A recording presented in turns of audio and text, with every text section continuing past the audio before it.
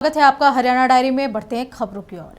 हरियाणा के मुख्यमंत्री नायब सिंह सैनी सोनीपत में आयोजित युवा संवाद कार्यक्रम में शामिल हुए और प्रतियोगी परीक्षाओं की तैयारी कर रहे छात्रों से बातचीत की। इस कार्यक्रम में प्रदेश के कई हिस्सों से भी स्टूडेंट्स लाइव जुड़े थे। मुख्यमंत्री के इस कार्यक्रम को युवाओं से संवाद स्थापित करने और उनकी बात सुनने की पहल के रूप में देखा जा रहा है।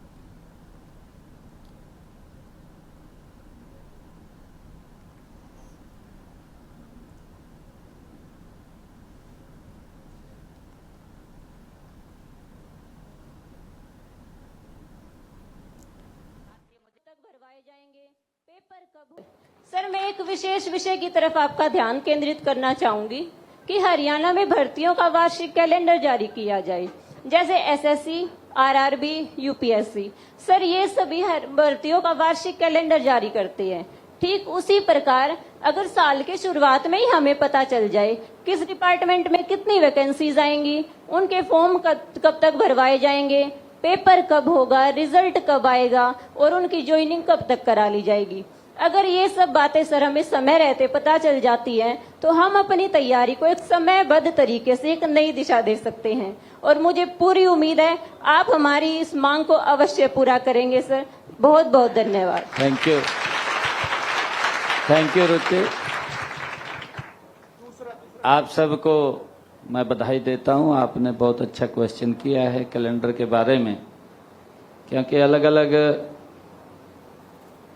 जो वैकेंसीज आती हैं उन वैकेंसियों के कैलेंडर जारी होते हैं। अभी आपने देखा होगा 2026 का एचपीएससी का हमने कैलेंडर जारी किया है पूरे साल भर का, किस समय पे क्या भर्ती होगी, कितनी आवश्यकता है।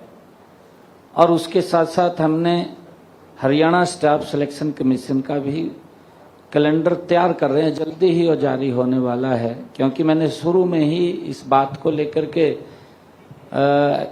हरियाणा स्टाफ सिलेक्शन कमीशन को कहा था कि आप अपना वार्षिक कैलेंडर जारी करें, जिससे कि बच्चों को पता लगना चाहिए कि कब किस समय पे हम नौकरी करने वाले हैं। परंतु इसके अंदर थोड़ा ये भी आता है कि जो हर महीने के एंड में लगभग कुछ हमारे कर्मचारी रिटायर होते हैं और उसकी पूरी की पूरी संख्या उस साल भर के अंदर जब हम देखते हैं, उसका साल का कैलेंडर हमने कहा कि वो नेक्स्ट ईयर्स के अंदर चला जाएगा। परंतु हमारे बच्चों को इसके बारे में पता हो, जल्दी ही जो रुचि आपने कहा है, ये हमारा जो हरियाणा स्टाफ सिलेक्शन कमीशन का कैलेंडर है वो जारी हो जाएगा और आपको बिल्कुल उसके बारे में अवगत रहेगा कि कितनी हमारी वैकेंसीज निकलने वाली हैं, कब कब वो भर्ती होगी। हरियाणा के सीएम नायब सिंह सैनी ने सोनीपत में आयोजित युवा संवाद कार्यक्रम में प्रदेश भर के प्रतियोगी परीक्षाओं की तैयारी कर रहे विद्यार्थियों से सीधा संवाद किया। पेपर लीक को लेकर छात्रों की चिंता पर जवाब देते हुए सीएम ने कहा कि प्रतियोगी परीक्षाओं की तैयारी किसी तपस्या से कम नहीं होती। आप लोग दिन रात मेहनत करते हैं, कठिन परिस्थितियों का सामना करते हैं। सरकार उनकी इस मेहनत और संघर्ष का सम्मान करती है और पेपर लीक की घटनाओं को रोकने के लिए कड़े कदम उठा रही है। मैं पिछले 2 वर्षों से एसएससी, रेलवे, बैंकिंग जैसी अन्य परीक्षाओं की तैयारी कर रही हूं। सर, केंद्रीय स्तर पर ऑनलाइन भर्ती परीक्षाओं में server down, computer hacking, paper leak तथा परीक्षा केंद्रों की लंबी दूरी जैसी अनेक गड़बड़ियां होती है, जिनके कारण मेहनती अभ्यर्थियों का समय, धन और परिश्रम व्यर्थ हो जाता है। जिस प्रकार पूरे हरियाणा में फेयर सिलेक्शन होते हैं, उसी प्रकार पूरे देश में भी फेयर सिलेक्शन होने चाहिए। मैं आप सबकी पीड़ा को बिल्कुल इस बात से समझता हूं, क्योंकि ये बड़ा एक आपने जो विषय रखा है ये दिल को टच करने वाला विषय है। क्योंकि बच्चा बड़ी मेहनत करता है, पसीना बहाता है, तपस्या करता है, रात रात भर जागता है, उसकी तपस्या का नहीं पता लगता किसी को। क्योंकि अकेले में बैठ करके वो जितनी मेहनत करता है उस मेहनत का ही ये परिणाम आता है। और जब ये इस प्रकार के घटनाक्रम होते हैं कि पेपर लीक हो गया, तो बच्चे के ऊपर एक बहुत बड़ा दुखों का पहाड़ अगर कहें हम, वो दिक्कत खड़ी होती है उसके सामने।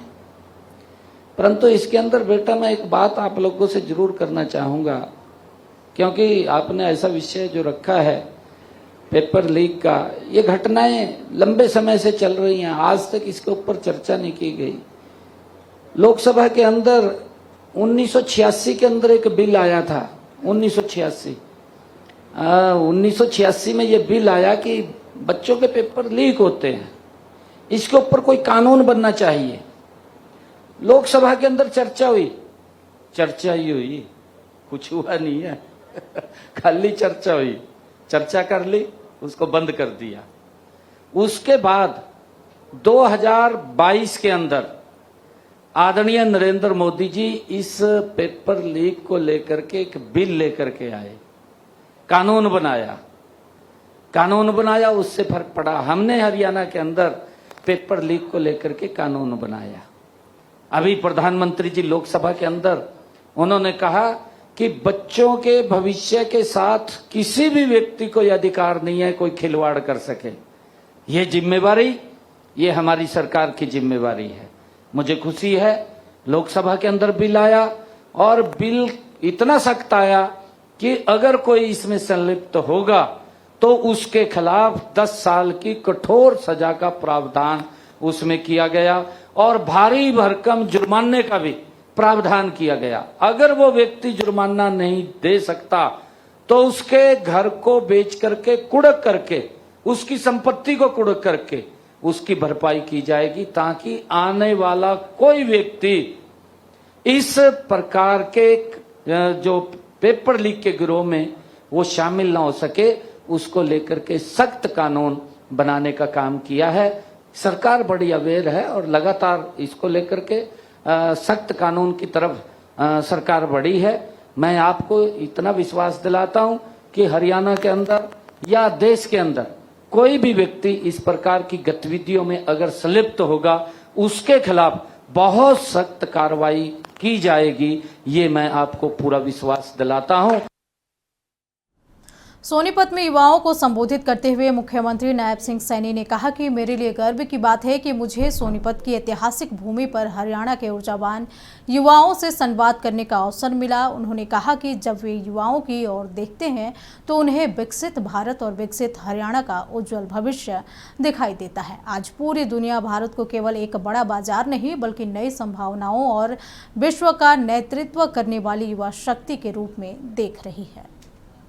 मुझे खुशी है कि आज इस सोनीपत की ऐतिहासिक भूमि पर आप सभी जो ऊर्जावान, हमारे प्रतिभाशाली और सपनों से भरे हुए हमारे सभी युवा साथियों के बीच में मुझे आने का ये अवसर मिला है। मैं इस मंच से आप सबके चेहरे को देख रहा हूं। इसका जिक्र हमारे परमिल जी ने भी किया कि आप लोग देख रहे हैं सभी यूथ को और सभी यूथ आपकी तरफ देख रहा है। ये बात परमिल जी ने भी कही है। मैं जब आपकी तरफ देखता हूं तो मुझे उज्जवल भारत के भविष्य आप में दिखाई देता है साथियों। जब मैं आपकी तरफ देख रहा हूं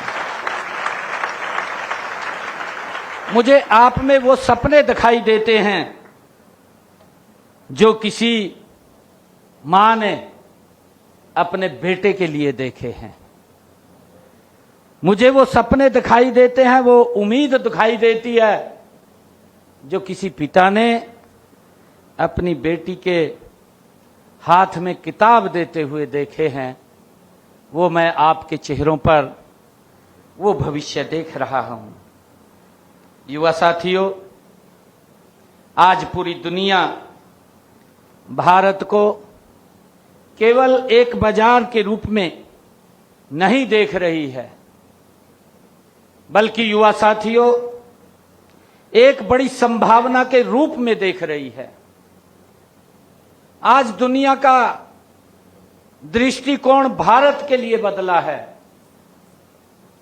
आज पूरी दुनिया भारत की तरफ इस आशा की नजर से देख रही है कि भारत क्या बोलेगा, भारत कैसे आगे बढ़ेगा। और साथियों, यही कारण है कि आज विश्व भारत को डेमोग्राफी डिविडेड का केंद्र मानने लगा है। यह हम सब के लिए बड़े गर्व की बात है